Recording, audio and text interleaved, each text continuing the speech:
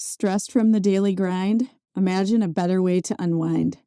Introducing the pinnacle of relaxation, the luxury massage chairs by Body Health Technology, where state-of-the-art meets ultimate comfort designed just for you, the busy professional, the parent, health enthusiast. Their chairs are not just seats, they're your personal retreats. I like that. Engineered with the latest in massage technology, it's time to elevate your relaxation. Immerse yourself in the unmatched comfort of Body Health Technology luxury massage chair, because you deserve to unwind in style every single day.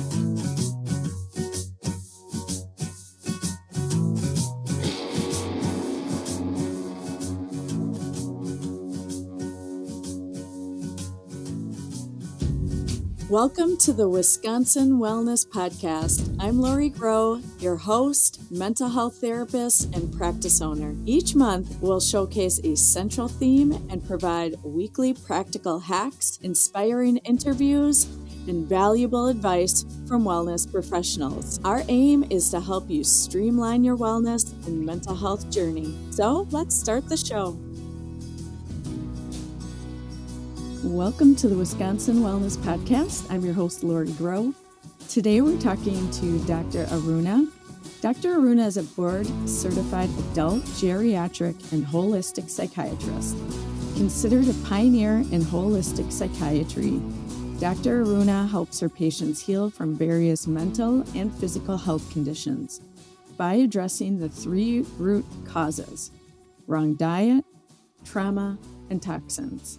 She's a mom of two girls and a humanoid dog. Dr. Aruna, I want to hear a little bit before we get into everything. I want to hear a little bit about your background, because I do feel that is it really important as far as how you became invested in the holistic psychiatry field. Yeah, absolutely. You are a product of our past experiences and the knowledge and hopefully the wisdom that we gain, no doubt about it. I grew up in India, and India is a very old culture. It's got its own everything: medical, art, dance, and spirituality, and all of those things. And I grew up there and just passively imbibing much of this. And very early on, partly because of family expectations, I became a physician. And I was cut out for that. But it was in my med school when I began my psychiatry rotation. That's when I knew that I wanted to be a psychiatrist. I was simply fascinated by, especially the concept of, I remember I was 17 when I started med school, and for the first time, I was reading about schizophrenia, and I couldn't help but giggle like a mindless teenager, because, hey, how can you hear and see things? And I have that memory. I was reading it aloud along with my friends, and we were just giggling over that concept. I was 17. Forgive me. Then when I started my rotation, and I was really very fascinated that the mind can make you see, do things, hear things. And so that's how, like in my, I want to say, third year of medical school, and then definitely in my internship period, I was like, okay, this is what I'm going to do.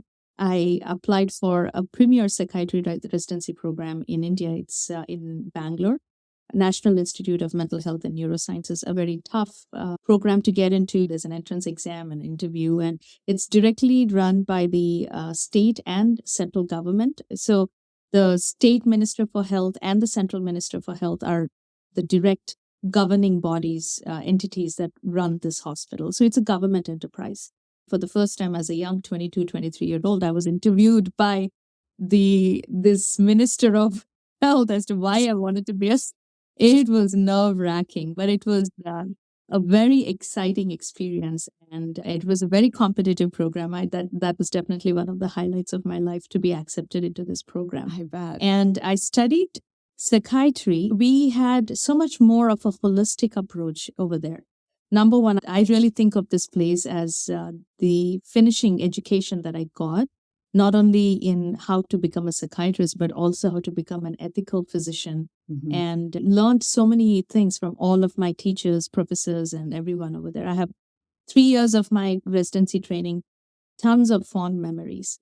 And even with regard to the patient experience, in this hospital, of course, there are other, unfortunately, psychiatric hospitals where the care is substandard. Yeah. But in this hospital, it was built pre-independence time, when before the British left us. It was actually modeled after the Maudsley Hospital in London. But the local king, the king of Mysore state, and the prime minister and the finance minister, I think they're known as divans. So Divan of the state of Mysore was entrusted with this job to build a psychiatric facility. And the physician and this Divan, both of them, their main mission, really the mission statement was to build a place where the mad can be safe and crazy. They're allowed to be safe and crazy.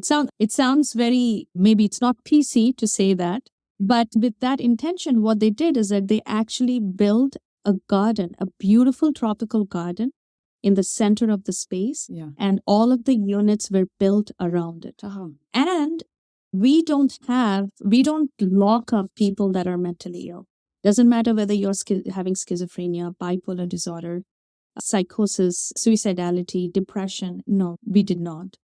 We did have 3 locked units. That was for people who were very severely ill and who were not able to take care of themselves. Either suicidal or homicidal threats were present. So these would be people with severe psychosis, nonverbal, severely mentally retarded, severe epilepsy with mental illness, and of course the criminally insane. These were the people that were locked up. And the de-addiction unit. So the substance abuse unit was a locked unit. But every other unit was, people were free to come and go. Most of these patients, we would encourage them to spend time out in the sun. So there's a central garden, there's a fountain there, and beautiful mature trees, flowering trees. And there is a central walkway with beautiful trellis of flowers. So it's shaded by these creepers. And most of the times I would actually do therapy there. It's in the open. Of course, we would make sure that we had a little bit of privacy, or I would get the patient. And the other thing I would do, if a manic patient and a depressed patient were assigned to me, I would combine them, because the manic patient would be so high of energy. So I would team up euphoric, happy, manic patient with a depressed patient and tell them, it's your job to make sure that you take the depressed guy out for a walk when you're going. Or if you're singing or dancing, you got to do that with this. Oh, wow. I love that. I can see the PC part, but I actually felt like, oh, that would be a place I would want to go to, because it feels like you can be you and be safe. Like, to me, that's what kind of comes up for me hearing that. And I think there is so much truth to my work in that same way of, a lot of times people will come to me, and what it all comes down to is not really feeling like they can be themselves and loved and okay. And that creates its own stress. We could go down that path for sure, but thinking about that, so there's a community aspect and intuition too, of thinking about, okay, 2 people have 2 different things going on. How can they help each other? It just seems so powerful and insightful, because that connection is what I think is missing from our mental health field and medical field in general. It's become too scripted. We have dehumanized psychiatry. Yes. And those things that I did, combining them, I would do that. And that would be frowned upon here today. But I was like, hey, it's energy. It's high energy, low energy. Let's balance it out a little bit. And of course, the culture is different. I get it. Yeah. And it has its downsides too. I will say it was a little bit more paternalistic there. And we sacrifice the individual for the common good. There is give and take in every culture. I've realized how we uphold individual identity, rights, and freedom. There's something beautiful about that. What the Constitution says here, it's everybody's right, the pursuit of life, liberty, and happiness. We can learn from all these different experiences. Yeah, that was the experience I had. I also want our listeners and viewers to know that the rates of suicide, I did compare, the rates of suicide in this hospital was like less than 3 in the last, I want to say 10 years. Wow. Whereas here in the US, under locked conditions, and I couldn't find a statistic for psychiatric hospitals alone, but in general medical facilities, the rate of suicide under lock and key is 160 per year. That's staggering. It's insane. We have to think about why that is happening. So anyway, that was my education there. And an average length of stay was actually 3 to 4 weeks. We looked at every patient that came in, anybody that came in with the first episode depression or mania. I would do a complete blood work. And if I wanted, I could do an MRI of the brain or a CT scan of the head, bare minimum CT scan. Everyone with psychosis, we would do that. Because one of the first patients with psychosis that I was taking care of was a woman in her 50s who actually had neurosyphilis. Oh, wow. So her psychosis was because of neurological infection. And so many patients we would see, I remember diagnosing another young woman with psychosis. She actually had parathyroid. Based on our investigation, we found she had parathyroid cancer and hyperthyroidism, hypothyroidism. To some extent, that emphasis on the body as being the cause for psychiatric problems was definitely there. Without a proper medical, neurological workup, I could not diagnose somebody with a primary psychiatric illness. So that is how we did things there. Of course, it was not as holistic as I am now, but it was more. Then flash forward 2005, I was a psychiatrist by then in India. Then I come here and I start working. And all of a sudden, I felt like my hands and feet were tied because I couldn't get a blood work, to do anything. I had to refer them out to Freighted or some other place. And I was like, why? In fact, this actually happened to me on my very first day at the mental health complex here. It no longer exists, but that's where I started my residency program. Everybody knew I was a practicing psychiatrist, so they're attending. I know his name, not going to take his name, but he asked me to demonstrate a psychiatric evaluation for the medical student and the actual first-year resident that was assigned along with me. So I stood up and I interviewed the patient, and then I stood up to do the physical exam, which was listen to their heart with a stethoscope, do a neuro exam, and actually even do a fundoscope, which is looking into the eyes with that the fundoscope, because you could detect raised intracranial pressure. So many things that we could do. If I did not do that in India, my psychiatric evaluation was considered incomplete.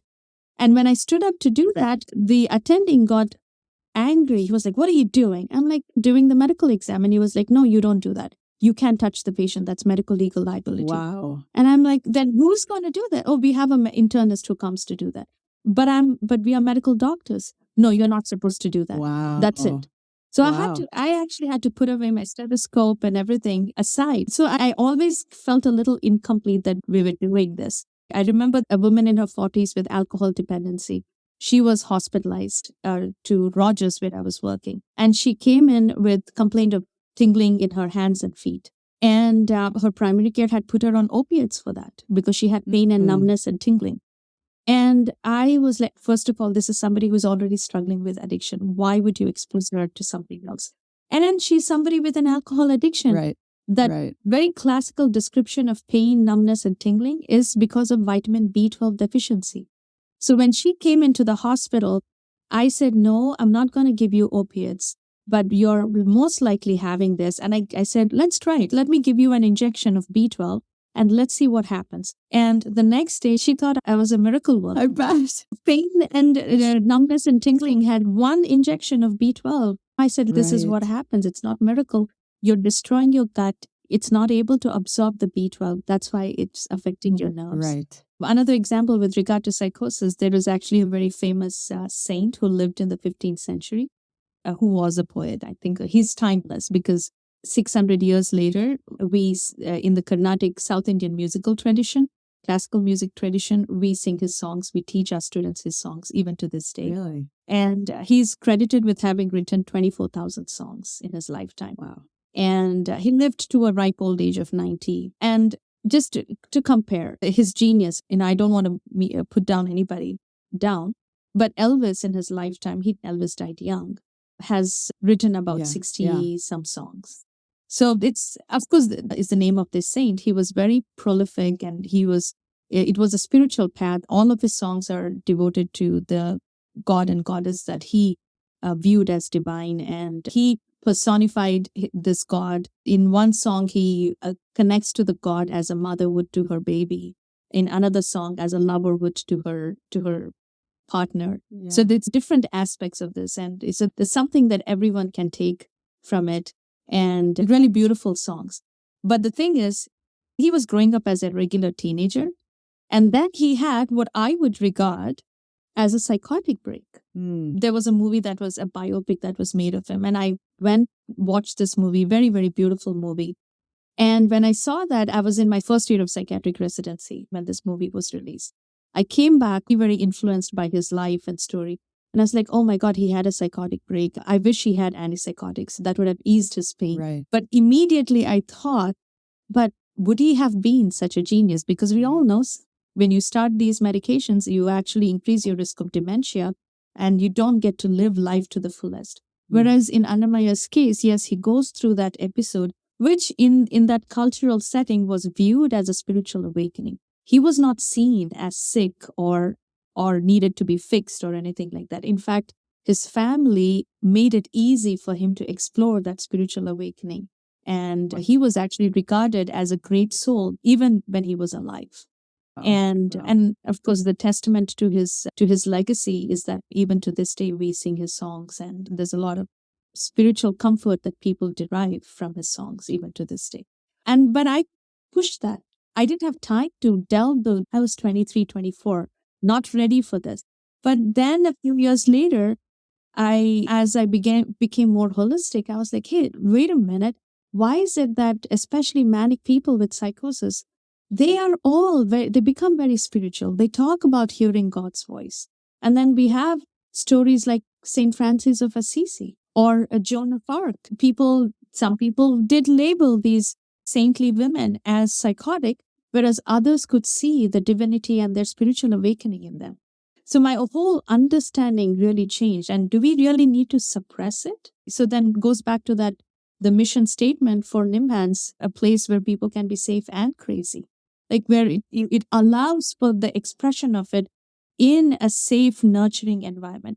Of course, from a biological standpoint, I do recognize that psychosis is a state of upheaval. Psychosis happens when there's inflammation, when there is toxicity. But the benefit of psychosis is a spiritual awakening, and we don't have to suppress that. We can take away the pathology, but we can make way for the spiritual awakening to happen. Going down this path, it has allowed me to explore all of these things with my patients, with patients being the beneficiaries of it.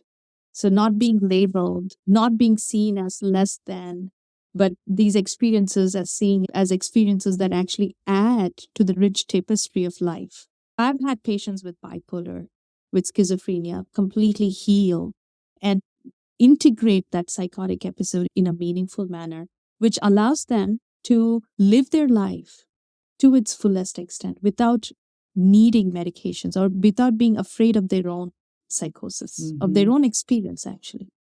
Right. And yes, I love that. Everybody is deserving of respect and community and connection and to feel healthy. I'm wondering too, maybe we ran into each other at the Milwaukee Mental Health Complex because I used to work with individuals who had chronic mental illness years ago. That experience always stood out to me as well because I really felt connected to my clients and also felt very sad because I could feel the isolation and loneliness. And the pessimism. I used to feel that way because the modern psychiatric approach to psychosis is that it's a death sentence. It's a slow, painful death sentence. And I used to feel that sadness, the heaviness when I would diagnose somebody with. But now, like I said, now I understand that all mental illness is inflammation, toxicity, trauma, and nutritional depletion. You take care of these 4 things so that the trauma piece, that self-worth piece becomes very important. Detoxification, much of any illness that we see, whether it's endocrine, autoimmune, neuropsychiatric, autism, it's all coming from the toxins we are exposed to. You go into that a little bit more of like how work with that within that. How do you, assess that? And if somebody's experienced some mental health concerns, what do they do next? So, and when I work with any new patient, it's all about getting to the root causes. It's getting to why is this person at this time in their life manifesting these signs and symptoms. And it's looking at the mind, body, and spirit, soul in total. So whatever that root cause is, how is that affecting their different organ systems? how is that affecting their mind? And how is that affecting their soul? And once we map that out, I can narrow it down to these three root causes. It's wrong diet, trauma, both physical and psychological trauma, or stress of life. Now, I call it trauma, but it's really stress of life. And then toxins. And these three, they cause inflammation, nutritional depletion, and impairments in repair and regeneration. As we are living life, we are constantly, every day, we are responding to all the inputs, both psychological inputs as well as physiological from the environment and internal environment. And our system, cells, organs, tissues, mind, everything is responding to that, either to manifest health or to manifest disease.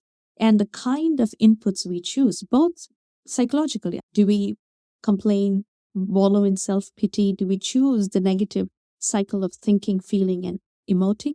Or do we make a choice to pivot that to gratitude and joy and kindness and love? And also the kind of food that we are eating, the kind of cosmetics we are consuming, the air we are breathing. There's a lot of choice and control that we can exert both internally and externally. Because all of these influences are either upgrading our expression or downgrading our expression. And then with the downgrade, what also happens is it's not only in real time how we are experiencing life, whether it is with sadness and anger and all of those base negative emotions, or whether we are able to experience it with wholeness and fullness and aliveness. But it also, in the long term, it also impacts our ability to repair and regenerate. Because every cell needs to be replaced. Our skin, 3 weeks, our gut lining, 3 weeks, hair every few months, and what else? Liver, our blood cells every 3 months. Every system, organ system, has its own.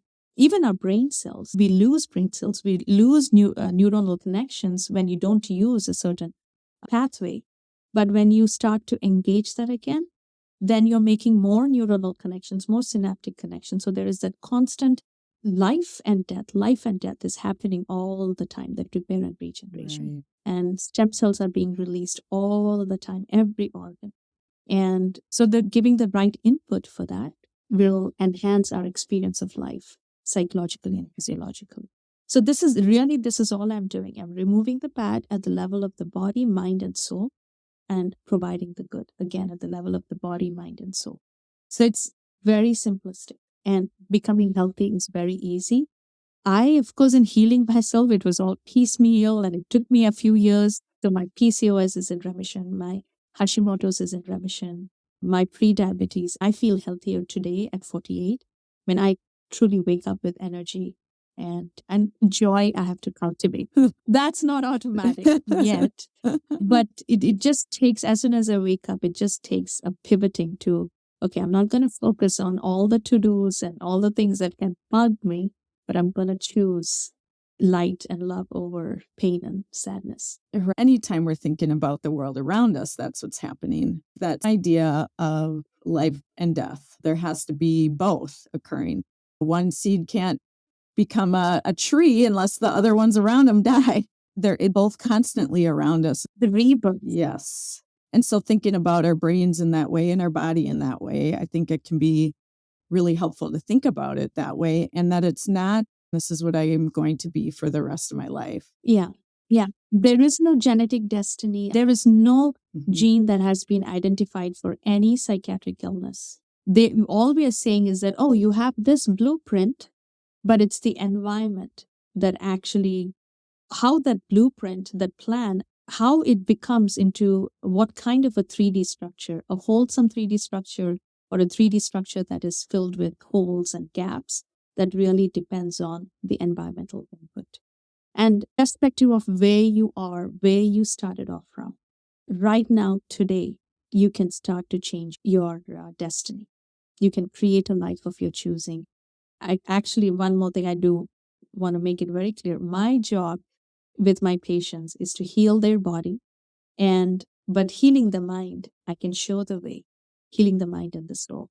Healing the body, you take the supplements, follow my diet, you do some detox practices, boom, 4 weeks, 6 weeks, your body is operating at a much higher state of health. But it's the mind that because it requires you choosing every minute of your waking day, choosing you and not choosing the old patterns, but choosing the patterns that are in love with you and favor you towards creating the life that you choose. So that's where, but it doesn't take long. That's why my programs are 6 months long. We've been able to show that we can create a lot of healing and change in a short amount of time. Ask a little bit more about the program. Yes. So 6 months is the program. It sounds like it starts with kind of mapping an assessment. Correct. To see where somebody's at. Yes. Okay. All right. So that's the first part. Yeah. So each month, and I'll go over the program. I call it Psychiatry 2.0, but we also have the second program very similarly structured. It's called SIRP. It's a Spike Injury Recovery Program for people that have experienced long haul and are not recovering yet, or those who are experiencing COVID vaccine injuries. For both patients, the SIRP. But the structure, it's the same thing. It again boils down to nutritional depletion, inflammation, toxicity, and low self-worth. We just have to, in all of these things, remove the bad, provide the good.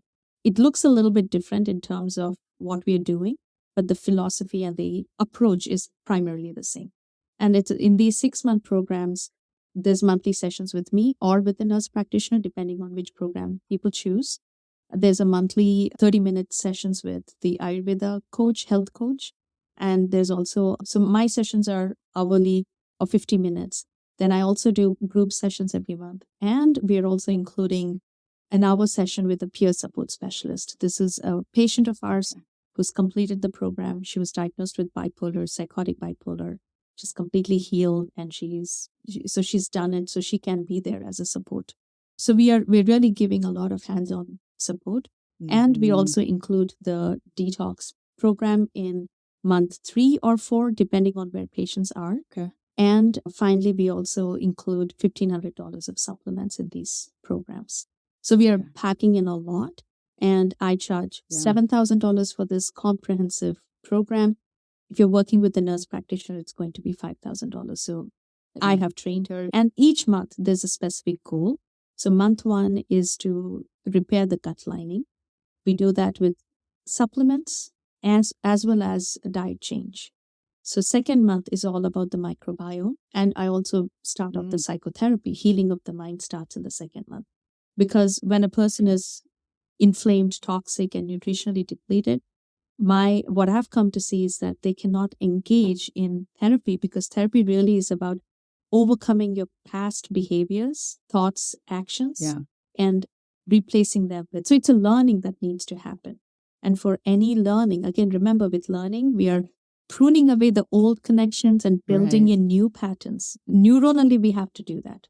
Let's say that you're somebody who gets triggered with anger at something that your child does. Your old pattern is to yell and then feel guilty about doing that, right? But the new pattern would be to become aware, prune away those patterns where your neurons from anger to yelling, there's a very strong connection there. You have to prune that away. Instead, you have to replace that with awareness, with breathing, and with compassion for your child. That has to happen. So that takes time, that takes practice, and it takes B vitamins, it takes energy, it takes iron and all the other nutrients. Energy, ATP, mitochondrial function is very important to overcome your old behavior. So because of that, I leave the psychotherapy for the second month. And first month, we focus on healing the gut and detoxing a little bit and restoring that energy piece. So we start the psychotherapy in the second month while also repairing the microbiome. Third month, we reserve that for detox. And fourth month is all about membrane integrity. So, there's a lot of science that goes into it, but our cell membranes, the membranes of the organelles, they're all very important for intracellular and intercellular communication. And it's all about communication. If our cells are not communicating properly, or if your hormones are not able to enter the cell and impact inside the cell where they need to impact, the functioning doesn't happen. And to restore that communication, you need healthy membranes everywhere. So we focus on that after the detox with certain supplements. And throughout from month 2, it's all about crafting a personality and a life of your choosing. So it's all about repetition in terms of the kind of person that you want to be. So that's why it's 6 months time. But by month 3 and month after people come out of the detox program, much of the autoimmunity, inflammation, all of those things are in remission. So people feel lighter, they feel energetic, they feel naturally more joyful and more compassionate with themselves. So it's not that all your past behaviors that would make you feel shameful and guilty, you've given that up in a flash. It doesn't happen. Right. So that self-compassion and self-acceptance, that's what leads to real self-worth. So true. You're looking at the person as a whole being, mind, body, soul.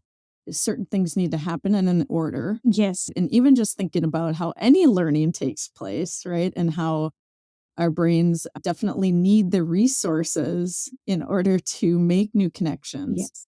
You could probably tell me if this is true. I did hear that our brain uses up most of our usage of calories. Is there any truth to that? Yes. Brain is one of the highest user. I mean, you can just sit down and think and think and think. You can feel heat right here. And that heat is generated because of that overthinking. Yeah. Yes. It's a sure example of metabolic activity of thinking. Yeah. One of those things where it should be known, but for some reason we don't know that, or we aren't paying attention to it. We know it. Unfortunately, big hospital, big insurance, big medicines, they have intentionally suppressed our knowing. I mean, you had that, it makes sense. Yeah. You knew it. It was always there. It's just a reconnection with that knowledge and intuition. Yeah. I mean, which is why the things that I say make instinctive sense to even teenagers, children. When I talk to them, it makes absolute sense to everyone that walks into my practice. It makes sense. It's when you know the truth, you can feel it. Yes. I don't want to say trying to convince us, but there's a lot of things around us that make us very disconnected with ourselves, right? I will say that. Yeah. Oh, you will. There are things around. I don't know if you saw this, but Washington Post put out an article recently, women influencers misleading young women about birth control pills. My scientific opinion is that birth control pills was the worst thing for women that was ever introduced in the medical world. It's disconnection from the cycles of nature, disconnection from the lunar. And it is that, what is depression? It's disconnection from our own self. Studies actually show that within a few months of starting a birth control pill, as a teenager, the risk of depression is as high as 95%, depression, anxiety, and suicidal ideation. Oh my goodness, I was not even aware of that. It's very high. I would love to talk about that again with you. I would love to hear about that. Sure.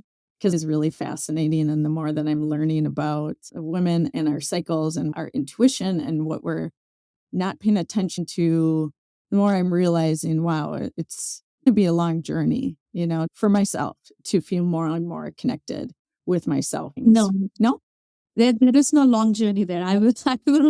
No, it's not a long journey. You just need to know the way. That's it. It's just and again, this is like, I'm not kidding. In my practice, when people do what we tell them to do, within 2 to 3 weeks, we see a 40% reduction in symptoms in the body and mind. It does not take long.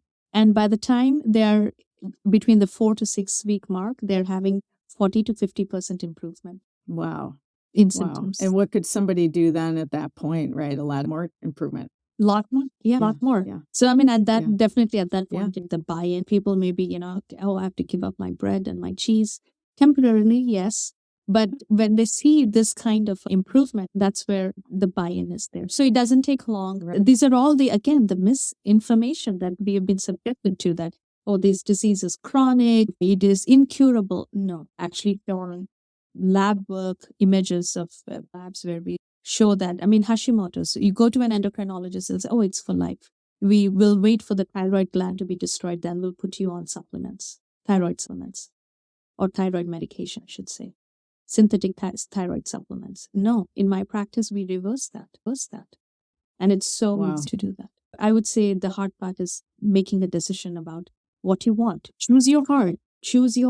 I could see that where somebody's feeling, if they're feeling a 40% reduction in some of those negative symptoms and they're feeling better, then it starts to become like that motivation, and we just start to feel like, okay, now that I can see it and experience it, Yes. it does feel like I want to continue. Correct. And there's more and more motivation and more reason to continue. And empowerment. Yeah. When I started this practice, when I was thinking about, okay, what is it that I'm doing here? It's patient empowerment through education and self-awareness. And the more you become self-aware and the more you make choices in alignment with you. So it's not just motivation, but it's also the true empowerment, giving up your victim mode, giving up that victim consciousness. So I want to close our time today by asking with you, if somebody wants to connect with you, could you let them know how to do that? Absolutely. One is they could reach us through you as well. I know we've entered our partnership together. We can help a lot more people together. Secondly, my office number is 2655-6601. And my web is psychiatry2.com. And people can sign up for a discovery call there. And it's online. I do charge $300. It's a 50-minute session. When they sign up for the program, that $300 is directly applied to the program. If you don't sign up, that's fine. But you will actually leave with an understanding of what we can do for you and how understanding about your disease and what can be done. There's also a free ebook on my website. Oh. 7 Steps to Mental Health and Vitality is the name of the ebook that I wrote. And the other website is trinergyhealth.com. This used to be my website with tons of information, testimonials, and lot of lots of stuff. Awesome. And I'll put all of that information in the show notes and direct anyone that wants to reach out to you. I really thoroughly enjoyed our time together. Me too. I feel like I could talk to you for another, 20 hours. I do have that problem. Educating others I'm very passionate about that. And I do feel like I've reached a point where I have some things to share for the benefit of others. Yeah, what a gift. Yes, I learned so much today. I hope our listeners did too. And thanks again for talking with me, and we'll talk soon. My pleasure, Lori, and have a good day. You too. Take care. Bye. Bye.